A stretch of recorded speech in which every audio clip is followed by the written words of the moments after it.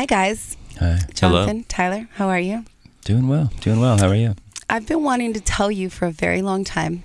I have this obsession with band names, and I've always been very taken with your band name because the head and the heart, it seems like the constant struggle between the two in life. Like you're always struggling between the two. So I've always been very drawn to your band name. My question to you is, when you're making choices, what's the alpha? Is it the head or the heart when it comes to your band? Interesting. I don't know that I have that type of an alpha. I think it's a pretty consistent, tug of war between the two of them. Like a duality. It's funny. I was just thinking when you were saying like you love our band name, it's usually like if you're on a plane or in a cab and it's like somebody over 60, they're like, oh, that's a very nice name. So it's finally somebody our age is like, I like your name, because usually it's like somebody, it's like these like, oh, that's like sweet. Cool. Like my grandma thinks it's really sweet that we chose Head and the Heart. Oh wow! I actually yeah. saw. I had a funny interaction with our band name yesterday, though. Some guy was like, "Oh, you're in the Head and the Heart. Oh, I thought that was an emo band." Like, no, it is. I was like, I wish we were. were. We're an emo band. Bro. Yeah, exactly. I've always loved the name The Head and the Heart. And like I said, I'm very fascinated. Well, We'll sit around in a room, me and my friends, and be like, we'll write lists of like band names that like maybe you should have rethought that. But The Head and the Heart, because it represents like the constant struggle like in life. You wake up every day and you make decisions based on one or the other. I'm more of I lead with the heart, and it usually gets me in a lot of trouble. Yeah, I mean, in all honesty, same. I'm a Pisces. Okay. Like, duh. Oh, you're a Pisces, man. We can have a whole other Yeah. conversation on the Here side. we go. Yeah. I'll just leave the room. Yeah, now, what are you? guys. I'm a double Scorpio. Whoa. I know, it's What is not that, my December? fault. It's November 13th. Okay. I share a birthday with Charles Manson. Oh. Exactly. That explains it all. Wow. Some people I say Let's I'm a double go. Scorpio and they go like this, and how's it supposed to make a girl feel? Yeah. Another thing that I love about your band is you have a very particular dynamic. Like every band has members, but all of you truly feel like a whole. Like the sound that is the Head and the Heart could not exist without the entirety of it. Right. So how do you keep a dynamic like that going when there's so many decisions to make within a band? That's pretty intuitive, because I mean that's sort of what this whole record, a lot of the basis of this newest record, Living Mirage, really we kind of realized that we can't really continue on without like certain elements not firing, right? And after 9 years of touring and making albums, our friendship started to sort of crumble, and the foundation of it wasn't really there like it used to be. And a lot of the process of us writing songs was also equally spent on trying to get back in touch with who we are, and like checking in with one another, and sort of building up some of the damage that had been done over the years. So that's great that you can see that, because you're spot on. Thank you. And I guess the short answer is you can't really do it without them all working. And so we sort of came to that realization and said, like, we got to work on songs, but we also got to like hang out and talk and have real conversations. And some of those were really emotional, because we are an emo band. It's the Head and the Heart. As your stranger friend said yesterday. Yeah, like somebody pointed out. Because we are like totally post emo. Yeah, I guess short answer is it really doesn't work without it, which I think is great, because it kind of keeps you accountable. It forces me to be a better person than I think I was before this band, in all honesty. I think the amount of growth that we've all gone through musically and as a you were career. a dick, dude. I'm just kidding. It seeps Let into it your all personal out. life. This is a safe space. This is therapy. This is a total, private, safe place, Tyler, to have these conversations. The thing about the particular dynamic that you guys have that I'm talking about is those to me are the bands that like all the stars were aligned when you met and when you formed. Like it's just one of those fateful things, which I love. But I do want to talk about the new record. I was reading that you wanted to go to Joshua Tree to shed some skin. Accurate. I know a lot of people that go to Joshua Tree to shed a lot of things. Usually on mushrooms. But no, tell me why you chose Joshua Tree, and what was the intention? I think it kind of goes back to what John was saying about rebuilding relationships and finding something new out there. I think. But why there? I think it's it always had this cosmic feeling to us when we were there, and I think it's done that for a lot of people. Yeah. I think a lot of people have gone there, and it sounds cliche at this point, but there's a reason, though. There is a reason, and there's always a reason for cliches Yeah. because it works, and because there's something special about that place that really does allow you to kind of find that new path forward. And it was really an adventurous time for our band where we were trying new things and trying new ways of writing that we hadn't ever done before, like jamming for hours into the night and then going back and listening to the tape and picking out the best parts of what we did and turning that into a song, which was super fresh and really, really new for us. But it was also like a place where we could kind of break down some of the molds that we had found ourselves in as people and get to maybe like a fresh start.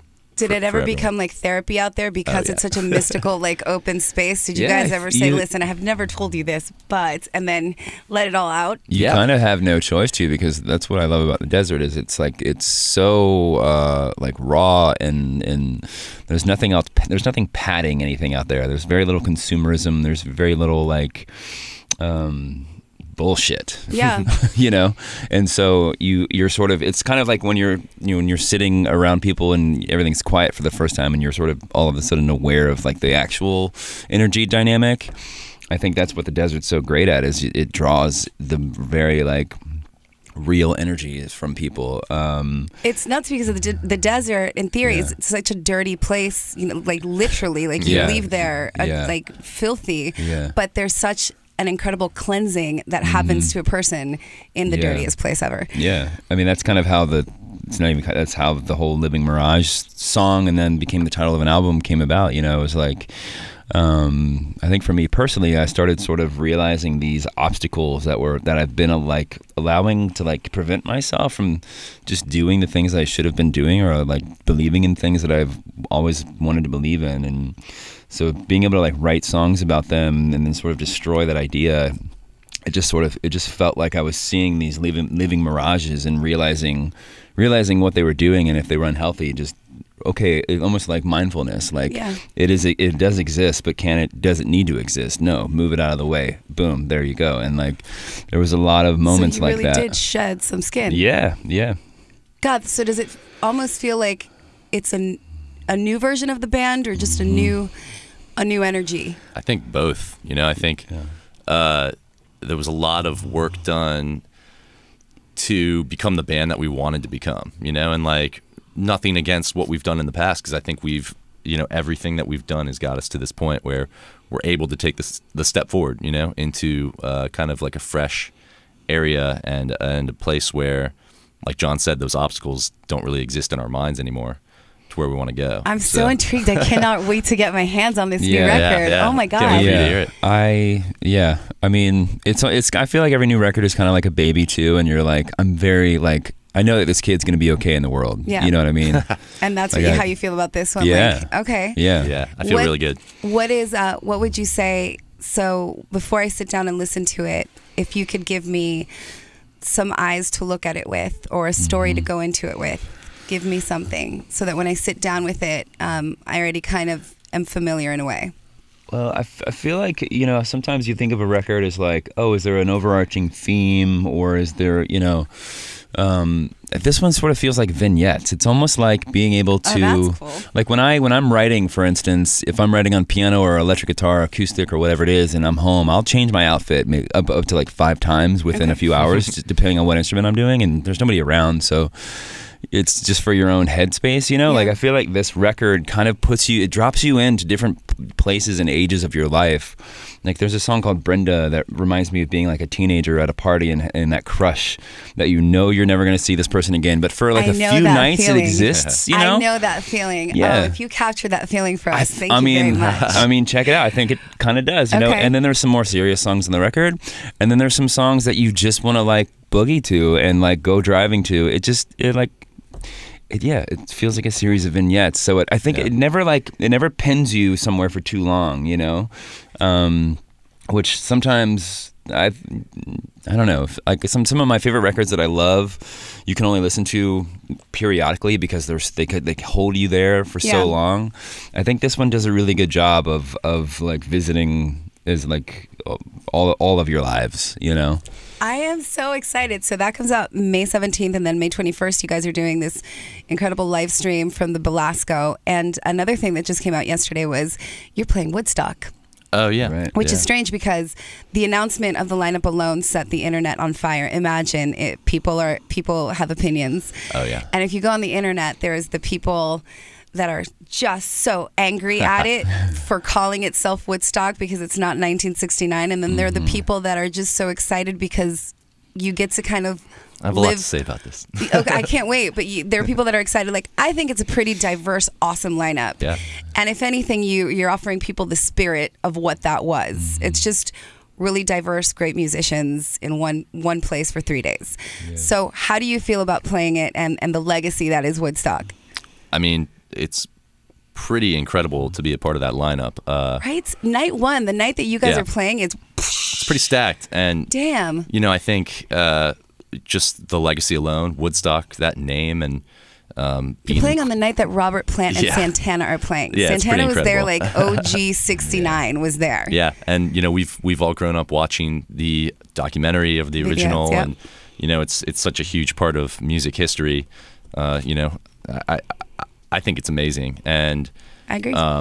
You think they're going to try and do like a Jimi Hendrix hologram? I mean, one would hope. No, I don't know why. That's like all I've been able to think about. That's part of you guys started talking about Woodstock and more. This like ridiculous thing that's hopefully not going to happen. But if we'll you see. could play though, if you could have seen one artist on the original bill or played with one artist in the original Woodstock, I mean, it's got to be Jimmy. I would never want to assume that I could remotely play on the same stage as him or during that set, but I would. I mean, I could.